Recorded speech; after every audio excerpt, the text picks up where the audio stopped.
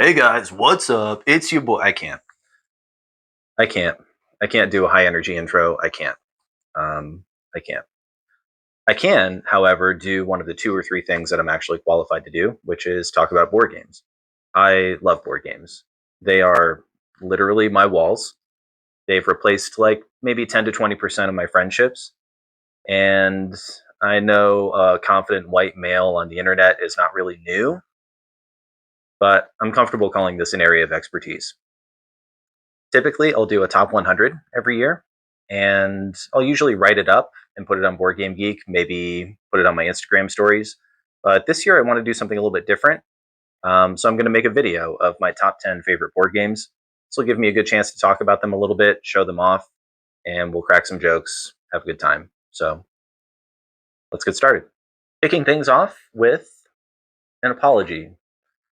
I'm sorry to any awake mortals who are fans of closed world, non adventure games, because my 10th favorite game of all time is the open world adventure game, Sleeping Gods.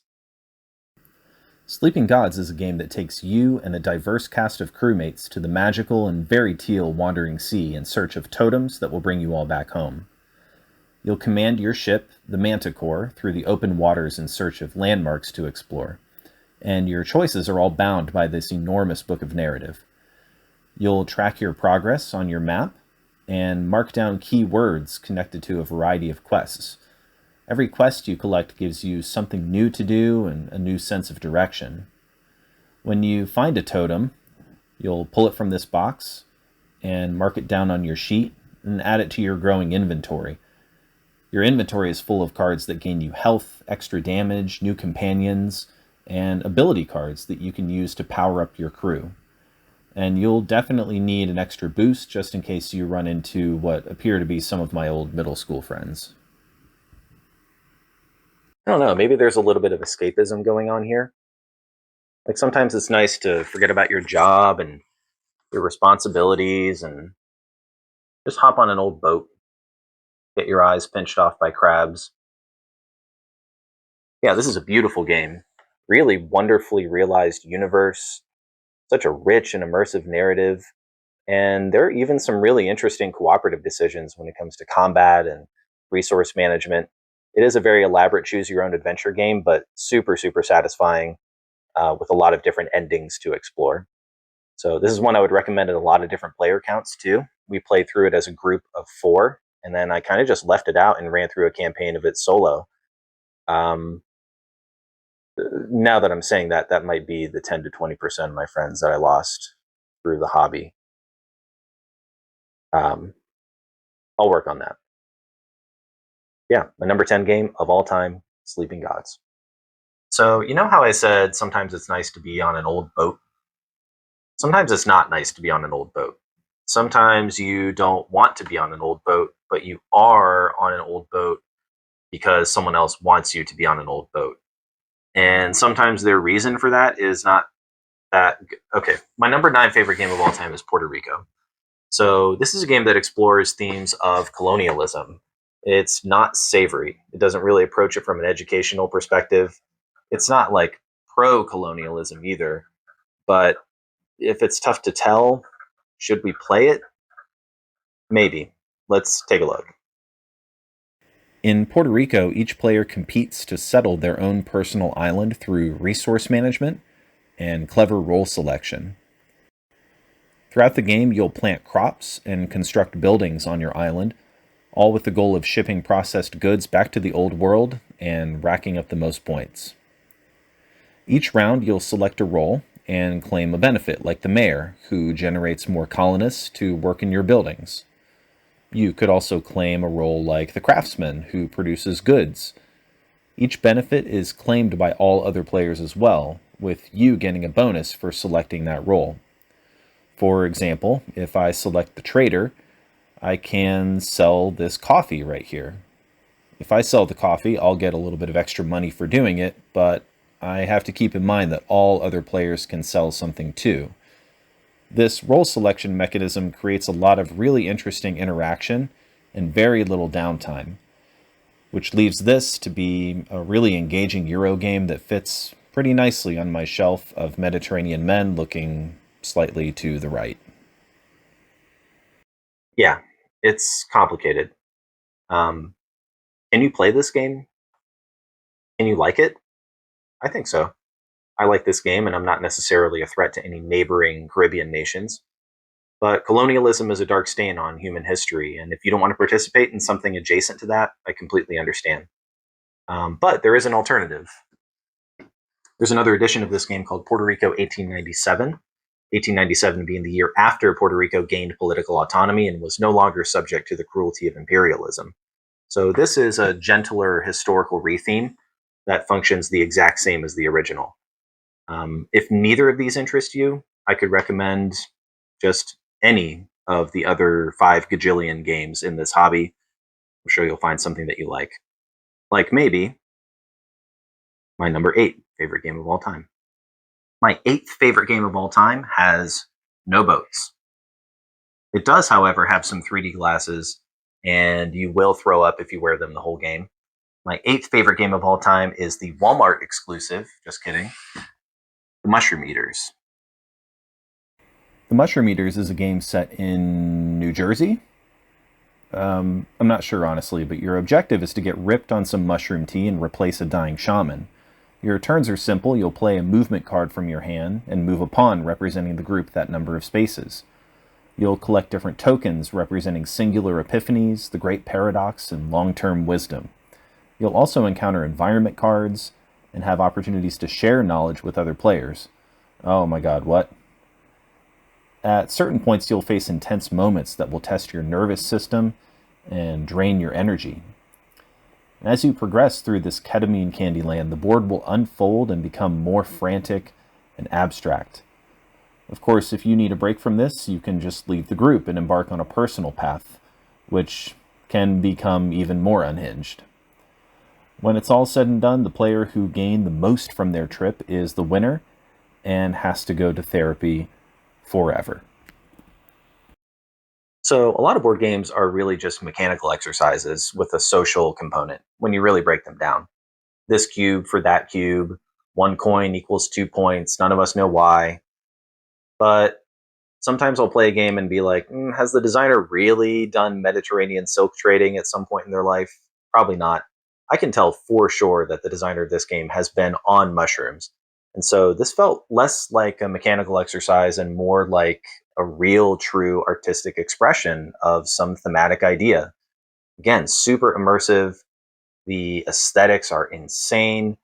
And this is frankly one that I'm like always, always happy to play, even if it doesn't make any sense for the situation. This is objectively tough to find.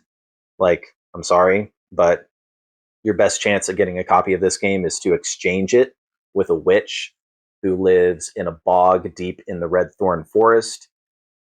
What to exchange, I'm not really sure. I think it's going to have to be like a nobleman's child, maybe a small group of chickens, foxes, something like that. Just something with new blood. Um, but if you can, totally worth it.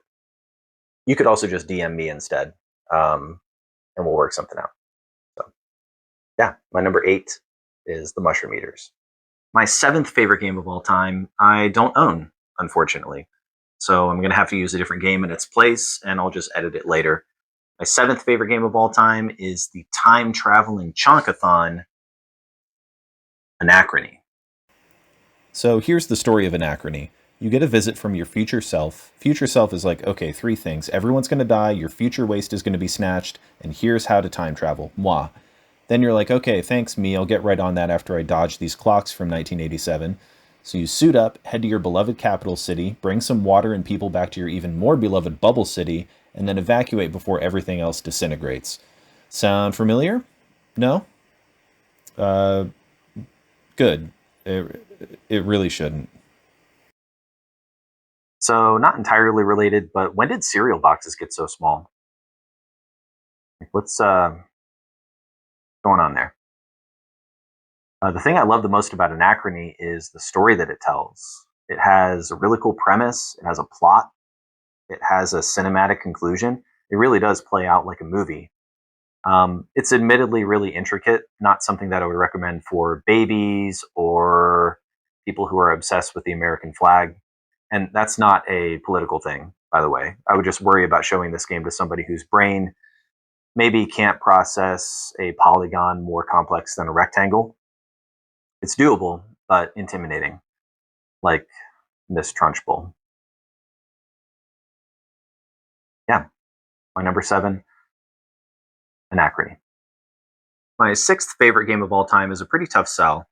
It's a game about making wagons until you die. If for whatever reason that sounds appealing to you, I've got a couple of narcotics that I would recommend that you check out. In the meantime, you could just play my 6th favorite game of all time, Village. Village is a villagey sort of game about villagers doing village stuff in a village. In Village, you'll send your family members, all numbered by their generations, to different spots on the board to perform menial tasks like going to church, building plows, making wagons.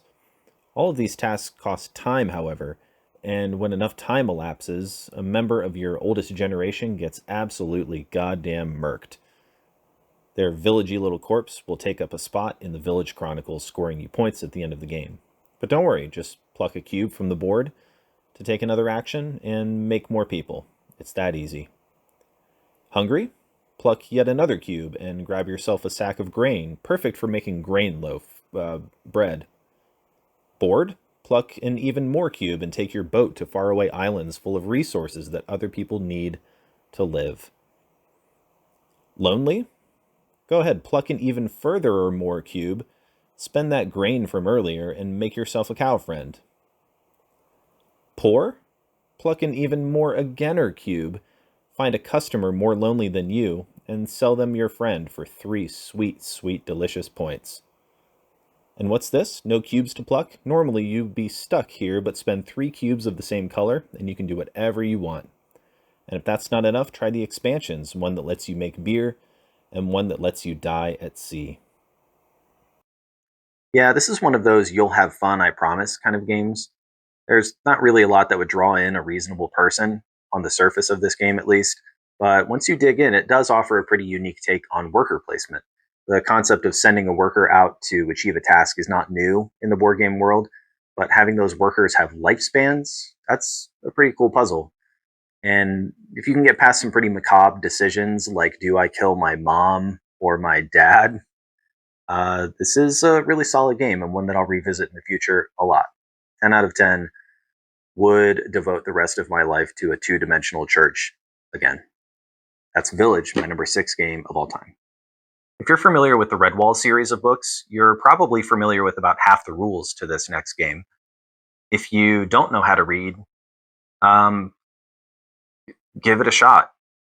It's pretty great. It's kind of how we transmit information in this society. Um, you know what? I'll help you.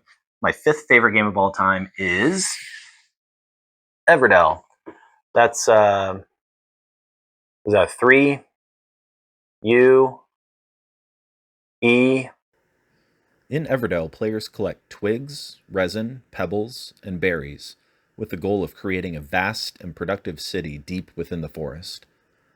There are dozens of unique critters and constructions to add to your city, all with different abilities, body counts, and ways to score points. Despite the huge array of unique card combinations, your turns are actually pretty simple. You'll send your workers out to grab some resources from the board, and they do not get a cut. You can spend those resources to add a new card to your city, or if you have a critter's matching construction, you can occupy that construction to play that critter for free. If your city has the right cards, you can participate in events. Here, for example, I've got 3 green cards and 2 tan cards, so I can send my little platypus up to the tree and get lost in the sauce at the Glowlight Festival. The game's first expansion adds monuments that are constructed with pearls, a brand new resource found by sending your frog ambassador to the depths of Pearlbrook. The Spirecrest expansion adds a number of new ideas, including harsh weather conditions that affect every player, a winding path that your bisexual rabbit traveler can hop along to scoop up map tiles to add to your growing expedition, and even a bear to ride. Insane. The New Leaf expansion adds a train station and smarmy visitors who are just passing through the poor neighborhood on their way to their vacation homes. Shout out public transportation, though. And there are more expansions, but my table is only so big. Man, like, this is the end of a two-player game. I'm doing my best, okay? She thick, but she also warm, she understanding, she comforting, she nostalgic, she reminiscent. There's really a lot to like in this box. There's also just a lot in this box. This contains the base game, all of its expansion content, some component upgrades. You really don't need all of this to get started. You could just go with the base game. It's perfectly fine on its own. You could even play it digitally on Steam or Nintendo Switch. There's even a two-player version, perfect for spouses who have lost touch with their friends. However you choose to do it, this is a wonderful universe to explore. That's my fifth favorite game of all time, Everdell. My fourth favorite game of all time started here in Ohio as an indie project and has since blossomed into a huge hit within the board game world. Unfortunately, it's not really so much about putting chocolate in chili as much as it's about Pride and Prejudice. So for this, we'll have to go all the way back to Victorian England to play my fourth favorite game of all time, Obsession. Obsession is an estate building game set in Derbyshire, where you command a fictional house to reputation, prosperity, and beans, probably. Should be noted that all of Obsession's beans are implied. Your house starts with a well-to-do family, all with their own backstories and abilities, and a couple of guests, some a bit more savory than others. But your estate is also a place, and throughout the game you'll have opportunities to purchase additions to your estate that provide new activities to host, like a quick round of tennis or a bean fight. Here's an example. Let's say I'd like to host an afternoon ride at the stables. I'll need a gentleman and a lady for this, so I'll pick these two. Reginald Hopkins, who has no choice but to wear that hat to church forever, and Elizabeth Perkins, who is both killing Reginald in the hat game and a fan of one of my favorite British pastimes, Scandalous. To host this event, I'll need a footman to show these lovebirds around, as well as a lady's maid to carry Elizabeth's hat and presumably her list of people to destroy. My reward is some coins, or as the Brits call it, spendy beans, and now I have enough cash to add a monument to my estate, generating reputation for my family each round. And all of this to court the very hot, very horny Fairchilds, who add big reputation bonuses to your family, as well as sinister amounts of facial symmetry. This is such a cool game. I think one of the things I've really come to appreciate about modern board gaming is how much publishers and designers are focusing on thematic connection and immersion. Why we're doing what we're doing, not just what we're doing, you know? It's one thing to put a tile on your board and get some money and maybe whoever has the most money wins. It's another thing to have that tile represent an activity that you're hosting at your estate, which is growing, from a family whose reputation is expanding, with servants who all have unique abilities and guests who all have their own unique stories. You can really tell that there's a lot of care and love put into this game, so this is one that I will cherish for a long time. That's my fourth favorite game of all time, Obsession. My third favorite game of all time is set in the future. The great unknown. Will humans lay eggs? Will chickens lay people? Will I lay down and sleep for 8 consecutive hours? Tough to tell. The only way to know is to shoot the moon, miss, and keep going until you get to Mars. My third favorite game of all time is On Mars. In On Mars, you and 1 to 3 twerps who have no idea what they're in for have one goal: take all of Earth's good technology and put it where like 30 people can use it. To be fair, I'd also like to be about 140 million miles away from West Virginia. There's quite a bit to look at here. This is your player board, which stores your ships, resources, technologies, and colonists. The board is divided up into 2 halves: the space station, where you'll grab blueprints, new tech, and resources, and the colony, where you'll construct buildings, recruit scientists, and scour the planet for discoveries.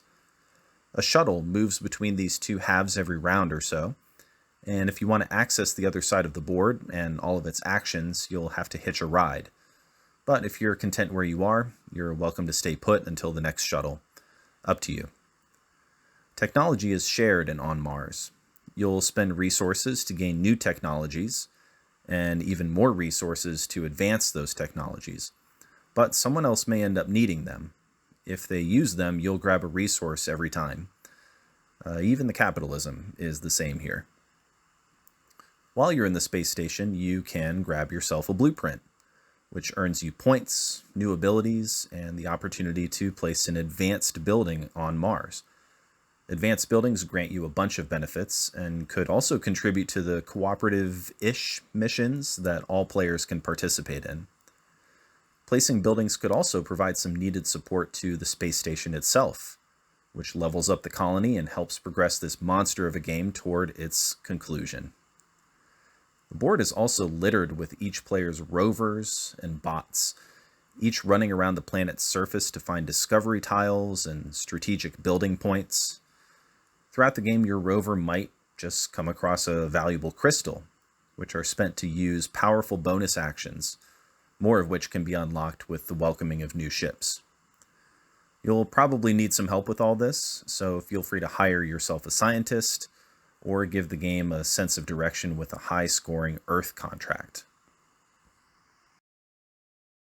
So this is maybe less of a sci-fi game and more of a fantasy game, mostly because the guy who said that we were going to Mars is taking what appears to be an indefinite break from that to ruin everything. But this is still a great game. I really love the timing and the cadence of it, trying to catch the shuttle at the right time to get what you need.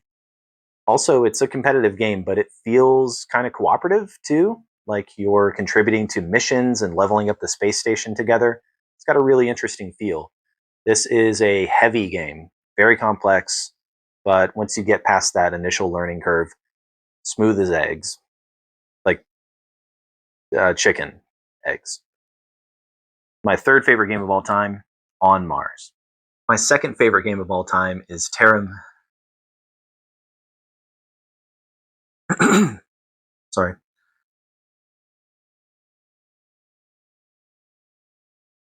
My second favorite game of all time is Terra Mystica.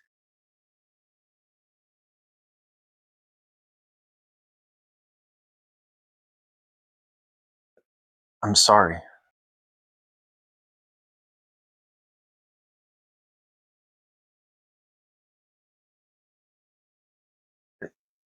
Technically, yes.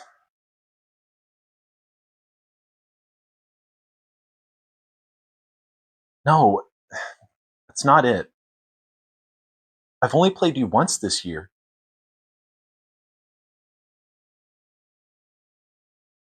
Mine. It's my fault. I've just been busy.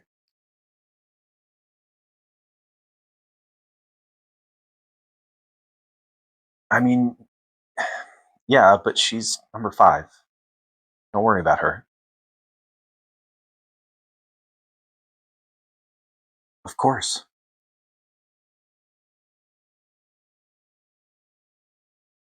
Okay. I love how unique you are. 20 factions, all with something different to love. Something perfect, something broken, something about temples. I love how you inspire me to never give up. I can always change the land around me. I can have power with you. Power I can use for good. Power I can use in quantities of 3 to build bridges that expand my network. I love how every day with you has its own fingerprint and a new story. And we've written so many stories together, Tara. I love the cult we started together. Fire, water, earth, wind, and us forever. I love how you leave the past behind and push past the things that weigh you down. Like you might lose a building's income when you upgrade it, but you gain the new building's income. I love passing with you. Passing the day. Passing by our old street. Passing your turn to collect a new bonus and change turn order. I bought an expansion for you. We met giants and mermaids. We sailed downstream and left our life behind. And I won't leave you behind ever!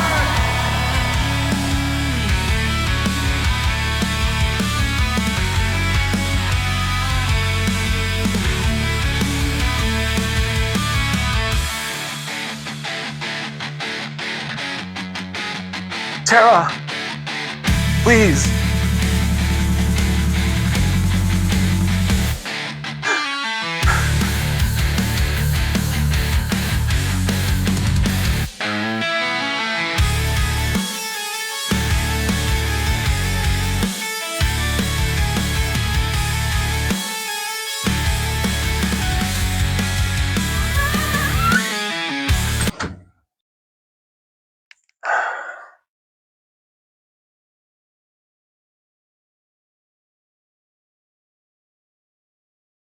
have to get her back.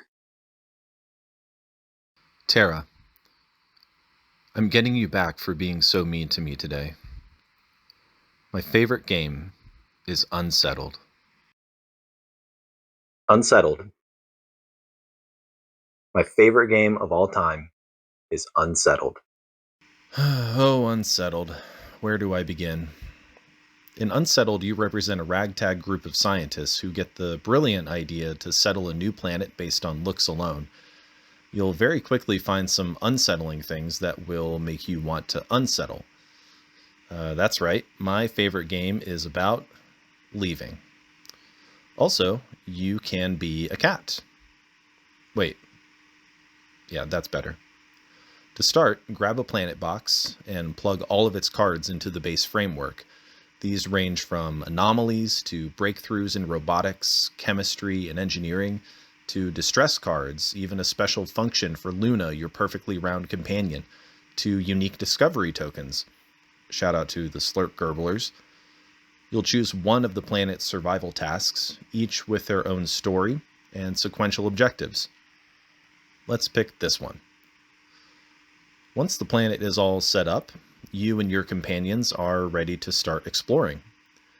The game usually starts pretty light, digging through the corners of the map for something that'll help you get home, but eventually you'll start gaining insight. With enough insight, you'll start gaining comprehensions, granting you a research breakthrough and a new ability that can help your team of idiot geniuses. But you're not just roaming around looking for slurps to gurgle. You'll also have the chance to investigate your immediate surroundings, leading to unique moments and chances to learn something new about the planet. And there's our spherical girly pop Luna digging up data. Hell yeah. So what's the problem? Well, everything you do costs time you don't have. Spend enough time and you lose endurance. Lose enough endurance and your life ends at work. Hopefully you'll finish your job before the tendrils find your brainstem. Good luck.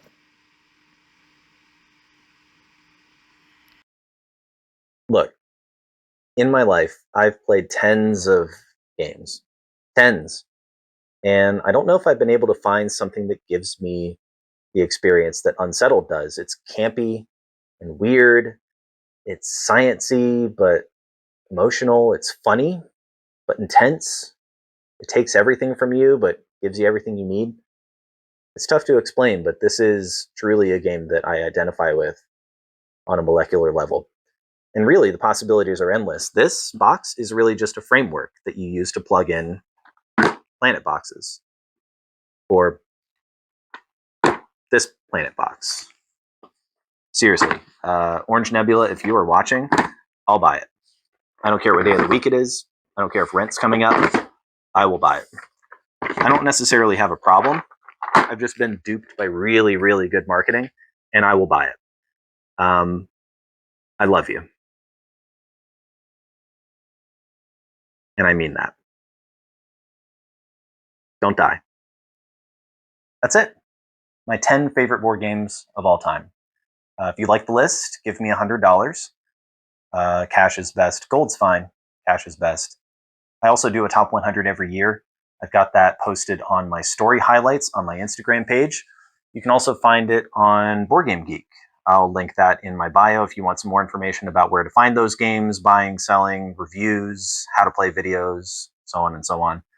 Until next time, I will see you next year, if we make it.